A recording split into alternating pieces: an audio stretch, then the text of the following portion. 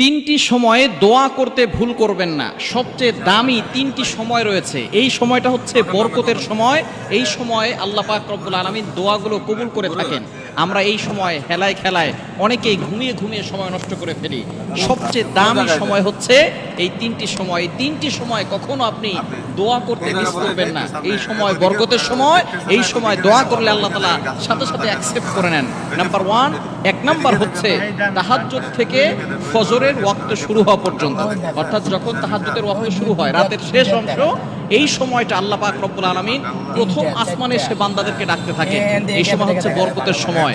বুখারী শরীফের হাদিস, নবী সাল্লাল্লাহু আলাইহি ওয়াসাল্লাম জানিয়ে দিয়েছেন, যখন সকল প্রাণীগুলো ঘুমিয়ে যায় রাতের শেষ অংশে আল্লাহ পাক রব্বুল আলামিন প্রথম আসমানে এসে বান্দাদেরকে ডাকতে থাকেন আর বলতে থাকেন, আলা আমি মুস্তাগফিরিন ফাস্তাগফিরুল্লাহ, কে আছো গুনাহ করেছো, আমি আল্লাহর কাছে ক্ষমা প্রার্থনা করো, আমি আল্লাহ তোমাদের গুনাহ খাতাগুলো